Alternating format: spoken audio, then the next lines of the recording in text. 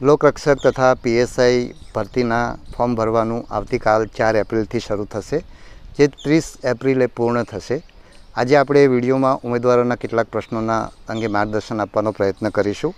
એમાં એક પરીક્ષાના શિડ્યુલની વાત કરશું, બીજું જેમણે 12માની પરીક્ષા આપી છે પરંતુ પરિણામ નથી આવ્યું એ લોકો લોકરક્ષકમાં અરજી કરી શકશે કે કેમ, અને એ જ રીતે જેમણે સ્નાતકની પરીક્ષા આપી છે પરંતુ હજુ પરિણામ નથી આવ્યું એ લોકો પીએસઆઈમાં અરજી કરી શકશે કે કેમ, એ અંગે આપણે વાત કરીશું. ઓનલાઈન ઓફલાઈન પરીક્ષા વિશે વાત કરીશું, પ્રતીક્ષા યાદી વિશે વાત કરશું અને મેડિકલ વિશે વાત કરશું. તો સૌથી પહેલાં આપણે પરીક્ષાના શિડ્યુલની વાત કરીએ. તો ઉમેદવારો તૈયારી કરતા હોય તો કેટલાક ઉમેદવારો નોકરીની સાથે તૈયારી કરતા હોય તો ક્યારે પરીક્ષા લેવાશે એની જો આપણે શક્ય એટલી વહેલી જાણ કરીએ તો ઉમેદવારોને એમના આગળના કાર્યક્રમનું આયોજન કરતાં ફાવે.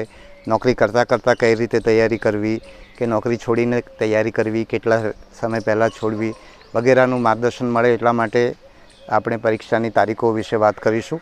અને એમાં મેં ગઈકાલે મૂક્યું છે કે લોકરક્ષકની પરીક્ષા ટ્વિટર પર મેં ટ્વીટ કર્યું છે કે લોકરક્ષકની જે ભરતી પ્રક્રિયા છે મે 25માં પૂર્ણ થવાની શક્યતા છે અને પીએસઆઈની છે સપ્ટેમ્બર 25માં પૂર્ણ થવાની શક્યતા છે. તો આ કઈ રીતે થશે એની આપણે વાત કરીએ તો અત્યારે આપણે જ્યારે અને આપણે ઘણા બધા ઉમેદવારોના મનમાં એવો પ્રશ્ન થયો છે કે આ તો બહુ લાંબો સમય લાગી રહ્યો છે. તો હું એવો કોઈ વાયદો નથી કરવા માગતો કે હું તમને ટૂંકો વાયદો કરું અને પછી ખેંચાયા કરે. તમે ટૂંકા વાયદાને ધ્યાનમાં રાખીને તમે તમારું આયોજન કર્યું હોય અને પછી તમારે વધારે ને વધારે સમય જાય, એટલે એ રીતે હું નથી કરવા માગતો. એટલે આપણે શક્ય એટલી ઝડપ આપણે કરીએ છીએ અને ભૂતકાળમાં પણ આપણે કરી છે. ગયા વખતે આપણે લોકરક્ષકની જે ભરતી કરી એની અંદર ઓક્ટોબરના અંતની અંદર આપણે ફોર્મ ભરવાનું કામ પૂર્ણ થયું હતું. મને ખ્યાલ છે ત્યાં સુધી આઈ થિંક ઓક્ટોબરની મિડ નવેમ્બરમાં આપણું પૂર્ણ થયું હતું. 23 ઓક્ટોબરે આપણે જાહેરાત આપી હતી અને આપણે 3 ડિસેમ્બરે એની શરૂ કરી દીધી હતી શારીરિક કસોટી. તો આ વખતે પણ આપણે જ્યારે આ નિયમો બન્યા એટલે બીજા જ દિવસે આપણે જાહેરાત આપી દીધી છે. તલાટીની મતલબ જુનિયર ક્લાર્કની જે જાન્યુઆરી 31મીએ પરીક્ષા રદ થઈ હતી એ આપણે 9મી એપ્રિલે એ પરીક્ષા લઈ લીધી. એ જ રીતે તલાટીની ઘણા સમયથી પરીક્ષા બાકી હતી તો 9મી એપ્રિલે એક મોટી પરીક્ષા લીધા બાદ 7મી મે આપણે ઝડપથી બીજી પરીક્ષા લઈ લીધી. આવી બે મોટી પરીક્ષા એક બોર્ડ નજીકના સમયમાં લે એવું બહુ ગુજરાતમાં બન્યું નથી. એટલે આપણે બધી જ ઝડપ કરવા માગીએ છીએ અને એ તમને જોવા મળશે. એટલે આપણે આની વાત કરીએ તો 8મી એપ્રિલે આપણે 8મી માર્ચની આજુબાજુ આપણું જ્યારે નિયમો બન્યા એટલે બીજા જ દિવસે આપણે જાહેરાત આપી દીધી. આપણે જ્યારે અરજીઓ મંગાવીએ ત્યારે એની જે ફી ભરવાની હોય છે એના માટે આપણે સ્ટેટ બેંકની સાથે જે એને કનેક્ટ કરવાનું હોય છે એની અંદર સારો એવો સમય લાગે છે. અમને એવું હતું કે 31મી માર્ચ સુધી એ થઈ જશે, છતાં પણ અમે 3-4 દિવસ વધારે રાખ્યા. તો આજે એ પ્રક્રિયા પૂર્ણ થઈ છે એટલે આવતીકાલે આપણે એ કામ શરૂ કરી શકીશું. એટલે આપણે એમાં પણ કોઈ સમય બગાડ્યો નથી. 30મી એપ્રિલ સુધી આપણે ફોર્મ ભરવાનો સમય આપ્યો છે એટલે એટલા સમય આપવો જરૂરી હતો. 30મી એપ્રિલે આપણે જો ફોર્મ ભરવાનું પૂરું થાય તો એનો ડેટા પ્રોસેસિંગને એ બધું કરીએ તો અને એના માટેના ગ્રાઉન્ડ તૈયાર કરવા પડે, એમને તાલીમ આપવી પડે, કોલ લેટર ઇસ્યુ કરવા પડે 10 દિવસ પહેલાં. એ બધું કરવાની અંદર લગભગ 25 દિવસ જેટલો સમય જાય. એટલે આપણે 25મી મે પરીક્ષા શરૂ કરી શકીએ. એ વખતે ભર ઉનાળો હોય એટલું જ નહીં, 25 મે પરીક્ષા શરૂ કરીએ તો 5, 7, 10, 15 જૂનની આસપાસ ગુજરાતમાં ઘણા બધા વિસ્તારમાં, સૌરાષ્ટ્રમાં 5 જૂનથી 10 જૂનની વચ્ચે, 15 જૂનની વચ્ચે વરસાદ આવતો હોય છે. એટલે એ આખું આપણે ભરતીની પ્રક્રિયા શારીરિક કસોટીની પૂર્ણ ના કરી શકીએ. આપણે ભર ઉનાળામાં શરૂ કરીએ અને આખું વાતાવરણ બદલાતું રહે એટલે આપણે ત્યારે શરૂ ના કરી શકીએ. ચોમાસું આપણું 15 સપ્ટેમ્બરની આજુબાજુ પૂરું થતું હોય છે એટલે એના પછી આપણે શરૂ કરી શકીએ. પણ એ વખતે પણ ભાદરવા મહિનામાં ઘણી સારી એવી ગરમી હોય છે. એટલે જો આપણે ઓક્ટોબરમાં શરૂ કરીએ તો આપણે નવેમ્બર અંત સુધીમાં પૂરું કરી શકીએ. પણ મારી જે સમજ છે, કારણ કે અત્યારે તમે બધા ઉત્સાહમાં છો કારણ કે તમને ગ્રાઉન્ડ પર દોડવાનું શરૂ નથી થયું. દોડો ત્યારે તમે જ પછી પ્રશ્ન લઈને આવતા હો છો. ગયા વખતે આપણે જ્યારે લોકરક્ષકની ભરતી કરી ત્યારે આપણે એવું રાખ્યું હતું કે સવારે 7 વાગે આપણે ટેસ્ટ શરૂ કરીશું, જેથી કરીને અજવાળામાં વિડીયો બરાબર આવે અને કોઈ પ્રશ્ન, કોઈને કોઈ રજૂઆત હોય તો એ ચેક કરીને આપણે ઉમેદવારને બતાવી શકીએ. અમે પણ એની એક્ઝામિન કરી શકીએ. પણ ઉમેદવારો ખૂબ જ વહેલા આવી જતા હતા અને મારા પોલીસ અધિકારીઓ કે અધિકારીઓ કર્મચારીઓ જેમણે ગ્રાઉન્ડ ઉપર કામ કર્યું છે એને મારે ખાસ દાદ આપવી જોઈએ કે એમણે આખી પ્રક્રિયા બહુ વહેલી શરૂ કરી અને 7 વાગ્યાના બદલે અંધારામાં એમણે એ પ્રમાણે લાઇટિંગ ગોઠવ્યું જેથી કરીને વિડીયો બરાબર આવે અને સાથે સાથે બહુ પરીક્ષા વહેલી શરૂ થઈ જાય. અને મોટાભાગના કેન્દ્રો પર 8:30 વાગ્યાની આજુબાજુ પરીક્ષા પૂરી થતી હતી, છતાં પણ ઉમેદવારોની અમારી પાસે રજૂઆત આવતી હતી કે અમને મોડું દોડવું પડ્યું, અમને તડકો થઈ ગયો. અને તમારી જાણ માટે આપણે જ્યારે પરીક્ષા લઈ રહ્યા હતા એ 3 ડિસેમ્બરથી 29 જાન્યુઆરીની વચ્ચે આપણે પરીક્ષા લઈ રહ્યા હતા. ગુજરાતમાં 25 ડિસેમ્બરની આજુબાજુ શિયાળો શરૂ થાય છે, એટલે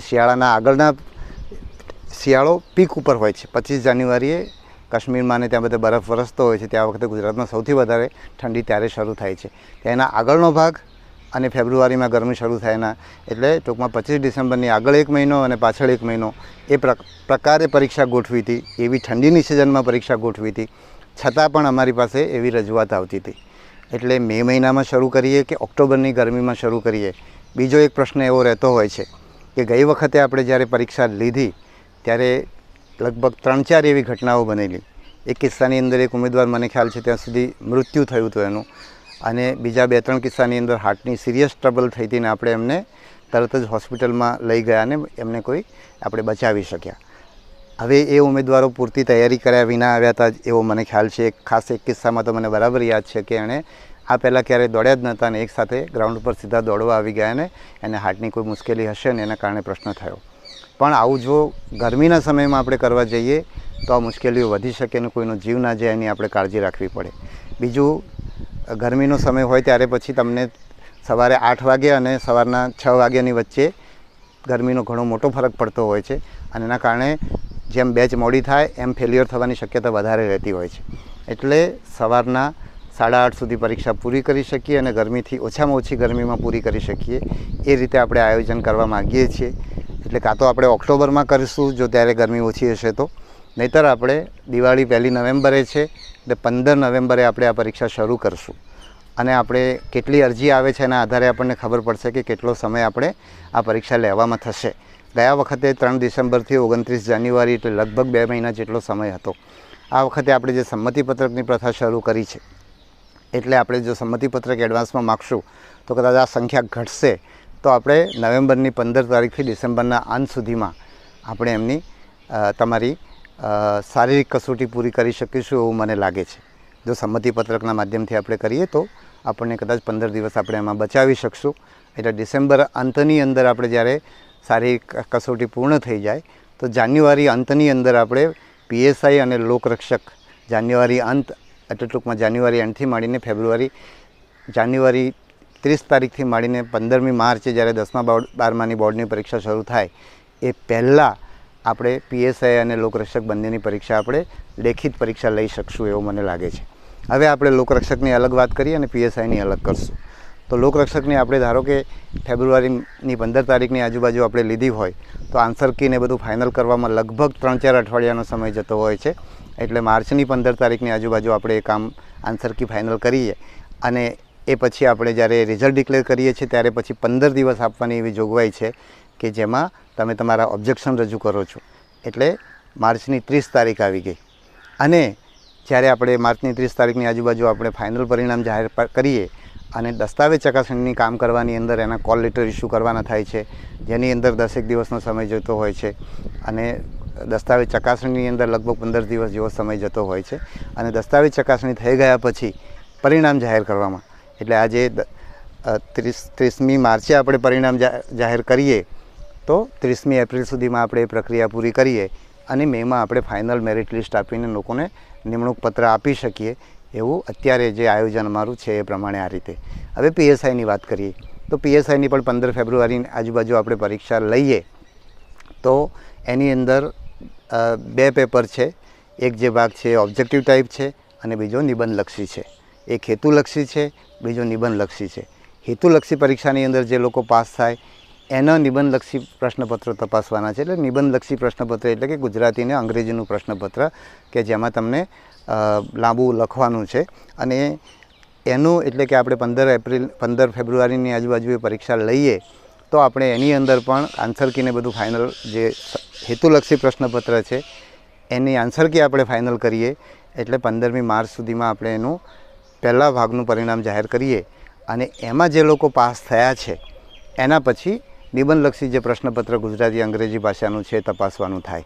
એટલે 15 માર્ચે આપણે એમનું પરિણામ જાહેર કરીએ તો અત્યારની જોગવાઈ એવી છે કે જે લોકોનું એમાં પાસ થાય છે, પરીક્ષા બધાની લેવાની છે, નિબંધલક્ષી પ્રશ્નપત્ર પણ બધાનું લેવાનું છે અને એમાંથી જે લોકો પાસ થાય છે એ લોકોના જ પ્રશ્નપત્ર તપાસવાના છે. બરાબર. અમે સરકારને લખ્યું છે કે આને 2 ભાગમાં પરીક્ષા લઈએ, હેતુલક્ષી પરીક્ષા લઈએ અને હેતુલક્ષીમાં જે લોકો પાસ થાય એવું એ લોકોની નિબંધલક્ષી પરીક્ષા લેવાની થાય તો અમે ઝડપથી કરી શકીએ અને એમાં જેટલા લોકો પાસ નથી થયા એ લોકોના પ્રશ્નપત્રો એ લોકોની જવાબ વહીઓ અલગ કરી અને બાકીનાની લેવાની જે છે એ બાકીના પ્રશ્નપત્રો તપાસવાની જે પ્રક્રિયા છે એની અંદર જે સમય લાગે એ સમય આપણે બચાવી શકીએ. એટલે અમે સરકારને એવું સજેસ્ટ કર્યું છે જો નિયમોમાં ફેરફાર થશે તો પહેલો ભાગ આપણે હેતુલક્ષીનો પહેલો લઈ એનું પરિણામ બહાર પાડી અને પછી નિબંધલક્ષી પરીક્ષા લઈએ તો એ પરીક્ષા લેવાની પ્રોસેસ પણ સરળ બને અને બધાની જે લોકો પાસ નથી થયા એ લોકોએ એ પેપર આપવું પણ ના પડે. એટલે એ રીતનું થઈ શકે એટલે અમે સરકારને એ રીતની ભલામણ કરી છે.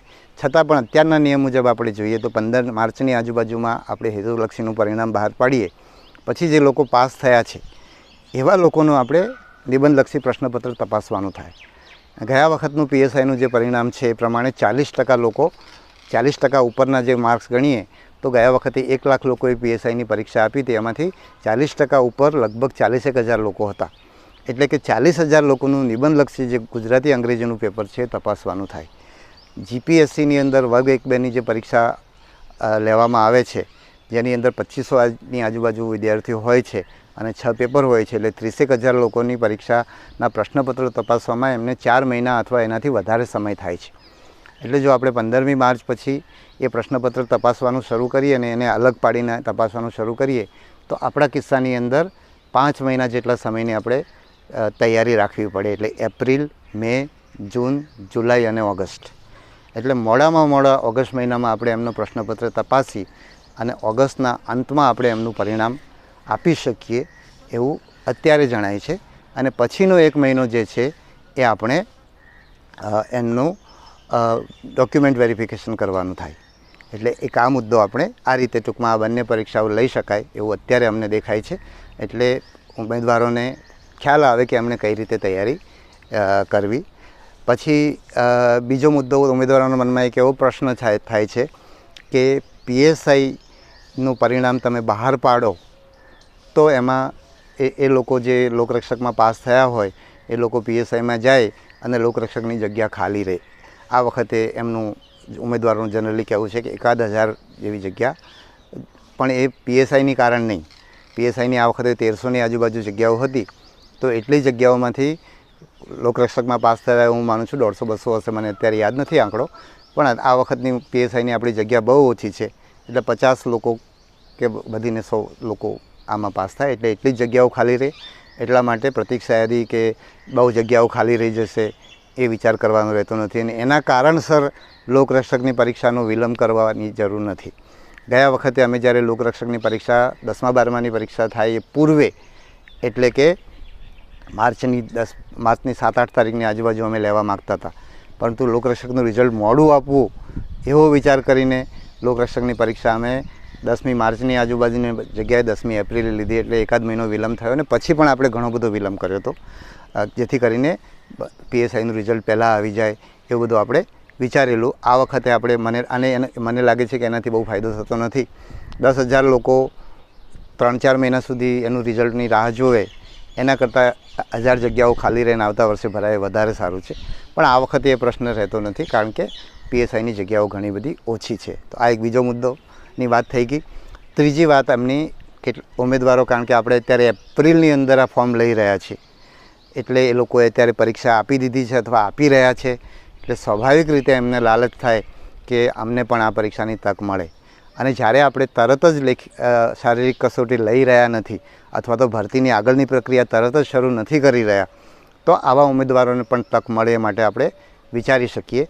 વિચારવાની અંદર સૌથી પહેલાં અમે જીપીએસસીનો સંપર્ક કર્યો, કારણ કે એની અંદર છેલ્લા વર્ષની પરીક્ષા આપેલી હોય એ લોકો અરજી કરી શકે છે. તો એ કઈ રીતે થાય છે? તો અમે જોયું તો એમને ત્યાં લગભગ 10-12 કે મને ખ્યાલ છે ત્યાં સુધી 13 જેવી પરીક્ષાઓ એવી છે કે જેની અંદર પરીક્ષા નિયમોની અંદર જ એવી જોગવાઈ છે. એટલા માટે એ કિસ્સાની અંદર જે લોકોએ પરીક્ષા આપેલી હોય અને પરિણામ ના આવ્યું હોય તો એ લોકો અરજી કરી શકે છે. આપણા ભરતી નિયમોમાં એ જોગવાઈ નથી.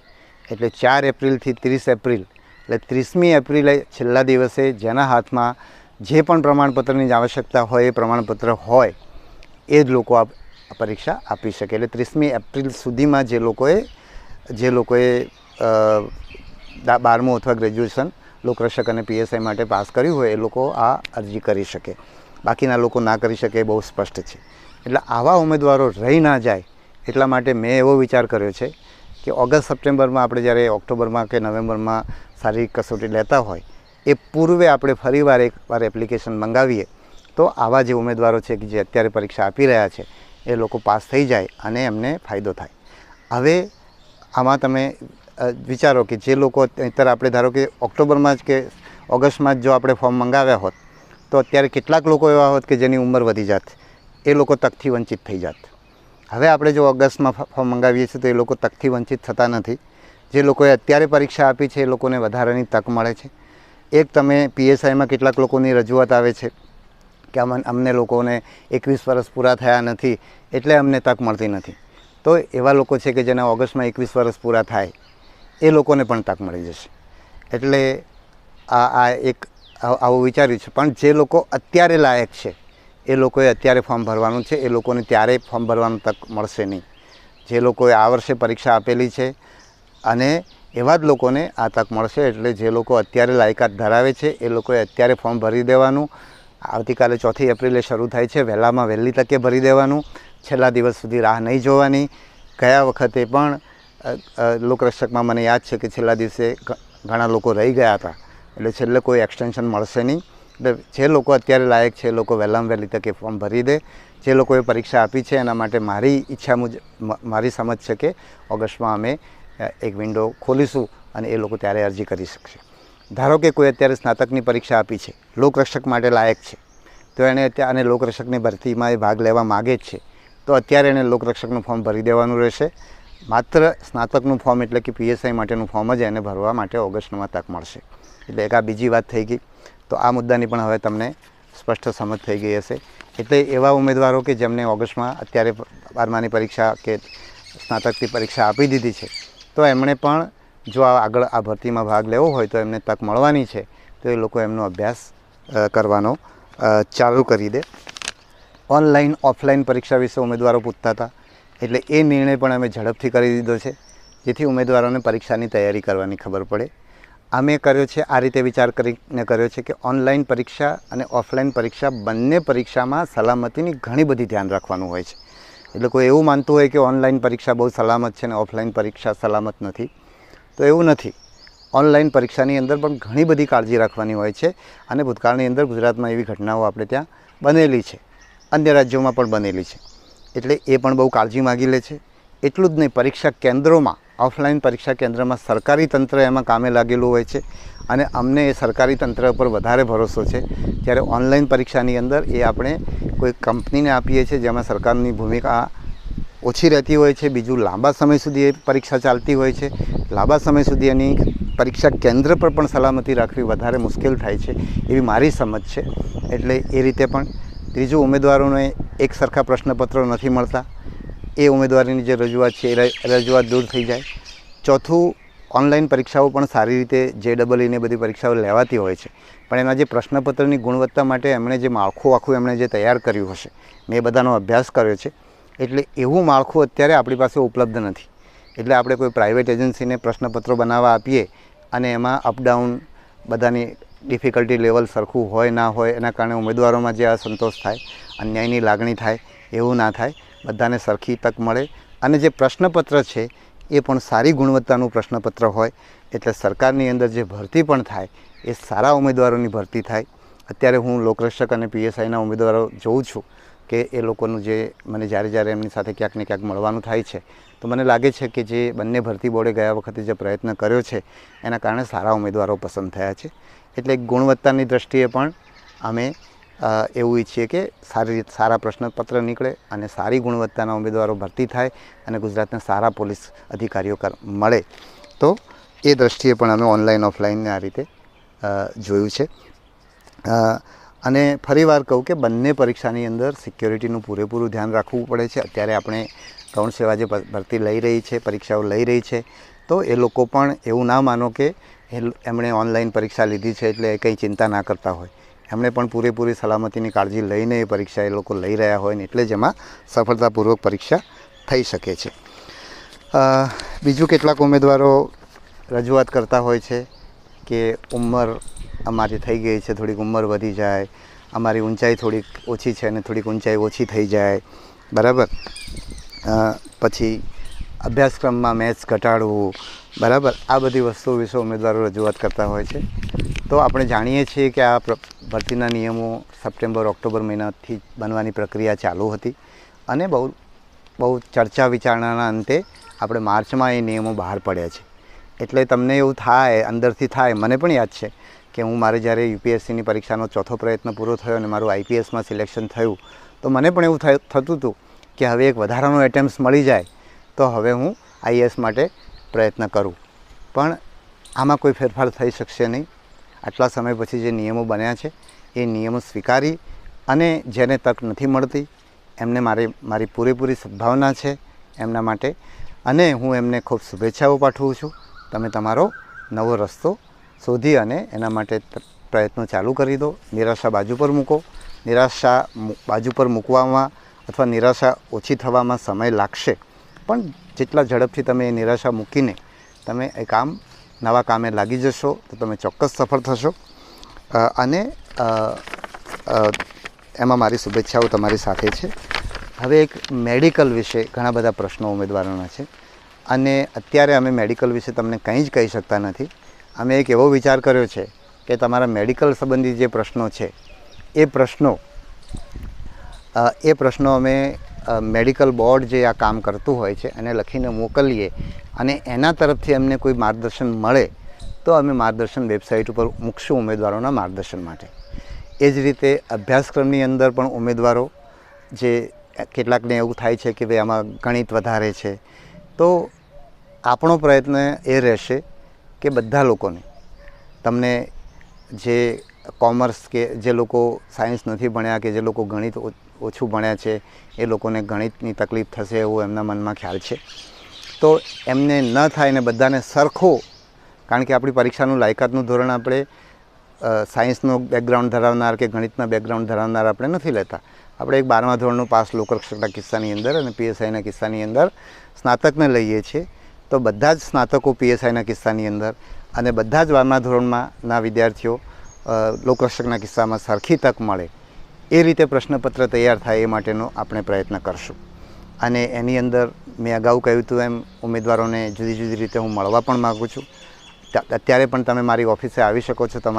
એટલે હું તમને બધાને સાંભળીશ તો મને ખબર પડશે કે તમારી ચિંતા શું છે, તમને બધાને સરખા લેવલે તક મળે એ માટે મારે શું કરવું જોઈએ એ હું પોતે સમજવા માગું છું. તો તમે પણ આવીને મને મળી શકો છો. અને હું એ કહીશ કે હું વિદ્યાર્થીઓને મળવા માગીશ. વિદ્યાર્થીઓના જે કેટલાક કોચિંગ ક્લાસવાળા મને મળવા આવે કે ભાઈ વિદ્યાર્થીઓના પ્રશ્નો અમે લઈને આવીએ છીએ, તો હું કોચિંગ ક્લાસને વિદ્યાર્થીઓના પ્રતિનિધિઓ નથી ગણતો. કારણ કે કોચિંગ ક્લાસ એક બિઝનેસ છે. એ લોકો જે રજૂઆત કરે બની શકે કે એમાં બિઝનેસ ઇન્ટરેસ્ટ, એમના બિઝનેસનો રસ એમાં સંકળાયેલો હોય. એટલા માટે હું વિદ્યાર્થીઓને સીધા મળવા માગીશ અને આ જે સમય આપણી પાસે છે એ સમય દરમિયાન હું એ સમજવાનો પ્રયત્ન કરીશ જેથી કરીને બધાને સરખી તક મળે. અને એટલા માટે જ હું ડિટેલ અભ્યાસક્રમ અત્યારે આપવાના પક્ષમાં નથી. કારણ કે ડિટેલ અભ્યાસક્રમનો મતલબ એ થયો કે એક તમે કોઈ ધોરણની પરીક્ષા આપી રહ્યા છો, એ 12માની હોય કે કોલેજના કોઈ વર્ષની હોય, તો એમાં તમારો અભ્યાસક્રમ જે છે એ અભ્યાસક્રમમાં તમે તૈયારી કરો છો. એની જગ્યાએ અહીંયા દાખલા તરીકે આપણે રિઝનિંગની વાત કરીએ તો એક ઉમેદવારનું રિઝનિંગ એબિલિટી કેવી છે. હું તમને 10 ટૉપિક આપું ને તમે 10 ટૉપિક સારી તૈયારી કરી લો, એ લોકોને લાભ થાય એવું નથી કરવા માગતો. એની રિઝનિંગની ક્ષમતા એની કેવી છે, એની ડેટા ઇન્ટરપ્રિટેશનની ક્ષમતા એની ખરેખર કેવી છે, બરાબર છે, એ તપાસી શકાય એ રીતે આ પરીક્ષા લેવાવી જોઈએ.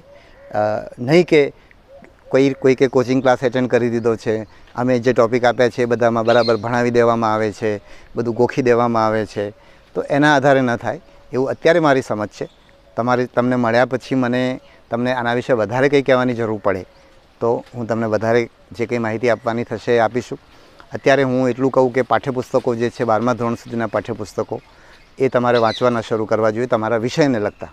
ધારો કે ઇતિહાસનો વિષય છે તો ઇતિહાસના 12મા ધોરણ સુધીના પુસ્તકો વાંચો. ભૂગોળ, ગુજરાતના ભૂગોળનું છે તો 12મા ધોરણ સુધી ગુજરાતનો ભૂગોળ કઈ આવે છે તો એ તમે વાંચો. બંધારણ છે તો એ રીતે વાંચો. પછી રિઝનિંગ છે તો એ તર્કશાસ્ત્રના પુસ્તકો પણ આવતા હશે તો એ તમે જુઓ. તો એ રીતે તમે અત્યારે તૈયારી શરૂ કરી શકો એવું મારું તમને માર્ગદર્શન છે. તો મને લાગે છે કે આજે જે ટૉપિક આપણે લેવા માગતા હતા એ બધા આપણે લઈ લીધા છે.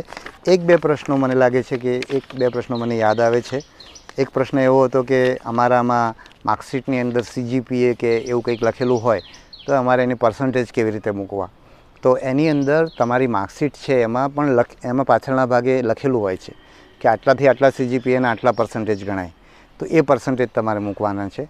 એ જ રીતે એવો જ બીજો પ્રશ્ન શું હતો, હા, કે હું એકથી વધારે પ્રયત્નથી હું પાસ થયો છું 12મું ધોરણ કે ગ્રેજ્યુએશન, તો એમાં તમે 35% તમારા જે પાસિંગ ટકા હોય, કોઈકમાં ગ્રેજ્યુએશનમાં પાસિંગ ટકા 40 હોય તો તમારે 40 ગણવાના, કારણ કે એમાં તમે એક વિષય જુદા જુદા 2 વખત પાસ કર્યો હોય એવું બની શકે. તો ત્યાં તમે પાસિંગ પર્સન્ટેજ તમારે લખવા જોઈએ. જો પાસિંગ કેટલીક જગ્યાએ 40% હોય છે, કેટલીક જગ્યાએ 35% હોય છે તો એ તમારે લખવાના. બીજું, એ લખવાથી કોઈ ફરક એટલા માટે નથી પડતો કે તમે 12મામાં કેટલા ટકા મેળવ્યા છે કે તમે ગ્રેજ્યુએશનમાં કેટલા ટકા મેળવ્યા છે એનાથી તમારું મેરિટ નક્કી નથી થતું. સિવાય કે જ્યાં ટાઈ થતી હોય, ખાસ કરીને લોકરક્ષકના કિસ્સાની અંદર જ્યાં ટાઈ થતી હોય ત્યાં આપણે તમારા એ ધોરણોના માર્ક્સ ગણવાના છે. તો સ્વાભાવિક છે કે જે લોકો એકથી વધારે પ્રયત્ન કર્યા હોય તો એને મિનિમમ માર્ક્સ જ ગણાય. ધારો કે કોઈ વિદ્યાર્થીએ 40% સાથે પરીક્ષા પાસ કરી છે પહેલા પ્રયત્ને, અને બીજા વિદ્યાર્થી ભલે એના ગુણ વધારે છે પેલા કરતાં મોટાભાગના વિષયમાં, પણ એક વિષયમાં એ નિષ્ફળ ગયો છે અને એને 2 પ્રયત્નો કર્યા છે, તો સ્વાભાવિક રીતે જે બીજા 2 પ્રયત્નોવાળા વિદ્યાર્થીના ગુણ પહેલાં કરતાં ઓછા ગણાય, કારણ કે એક પ્રયત્ન એ પરીક્ષા પાસ નથી કર્યો. પણ એ બહુ રેર કેસમાં જ્યારે બંનેના સરખી ઉંમર ને એ બધું હોય, ઉંમર, ઊંચાઈ એ બધું, ત્યારે એ પ્રશ્ન આવે છે. બાકીના બધા કિસ્સામાં આવતું નથી. અને એ વખતે તમે કયા માર્ક્સ લખ્યા છે એના કરતાં ખરેખર શું છે એ ડોક્યુમેન્ટ વેરિફિકેશન વખતે અથવા તો રિઝલ્ટ બનાવતી વખતે એ વસ્તુ અમારે ધ્યાનમાં લેવાની થશે. તો એ વખતે અમે તમારા એ દસ્તાવેજ મંગાવીશું. તો આ રીતે મને લાગે છે કે અત્યાર સુધીના પ્રશ્નો મેં કવર કર્યા છે. આવતીકાલે જ્યારે આ શરૂ થઈ રહ્યું છે, અમે 4 તારીખ રાખવાનું અમારું એક એવું પણ હતું કે આપણે ત્યાં સૂત્ર છે કે વિદ્યારંભે ગુરુ શ્રેષ્ઠો, એટલે ગુરુવારે કોઈ પણ વિદ્યાનું કામ સારું. તો એ રીતે પણ અમારી તારીખ 31 હતી, અમે 4 તારીખ રાખી જેથી કરીને 3-4 દિવસ તૈયારી માટે પણ મળે વધારે, અને અમે એવું ના થાય કે અમારે પાછળથી પાછી ઠેલવી પડે એ રીતે પણ અમે 4 તારીખ રાખી હતી. 4 તારીખે ગુરુવાર છે. તમે લોકો બધા શુકન કરો, સરસ તૈયારી કરો, ખૂબ સફળ થાવ એવી મારી શુભેચ્છાઓ. ધન્યવાદ.